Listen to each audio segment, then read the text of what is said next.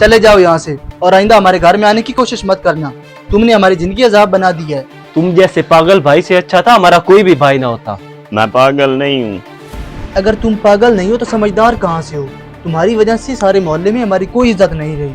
ये आप लोग क्या कर रहे हैं? आपको शर्म आनी चाहिए, ये आपका छोटा भाई है।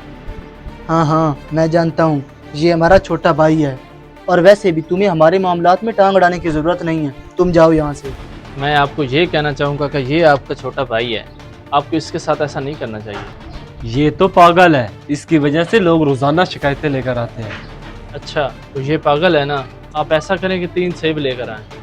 आप रुकें, मैं 3 सेब लेकर आता हूँ, फ्रिज में पड़ी हैं। ये ले 3 सेब।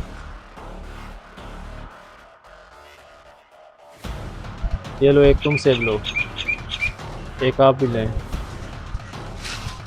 एक आप लें। आपने ऐसा करना कि इस सेब को ऐसी जगह खाना है जहाँ आपको कोई न देखे। ये तो बहुत आसान है, आप यहाँ पर रुकें, हम अभी जाकर सेब खाते हैं।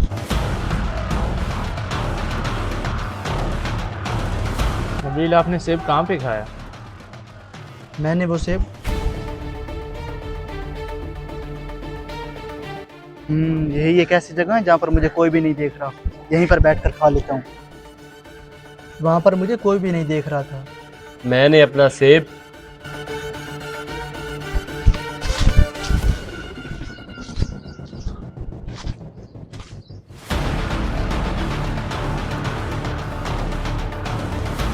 हाँ, ये एक वैध जगह है जहाँ पर मैं बैठकर खा सकता हूँ और यहाँ मुझे कोई नहीं देख रहा। ऐसा करता हूँ, यहीं बैठकर खा लेता हूँ। मुझे भी वहाँ पर कोई नहीं देख रहा था। तुमने अपना सेब क्यों नहीं खाया? मुझे कोई भी ऐसी जगह नहीं मिली जहाँ पर मुझे अल्लाह ना देख रहा हो। बेशक हमें अल्लाह ताला हर जगह पे देख रहा है कि हम क्या कर रहे हैं। अब आप दोनों को पता चल गया कि कौन पागल है और कौन ठीक है।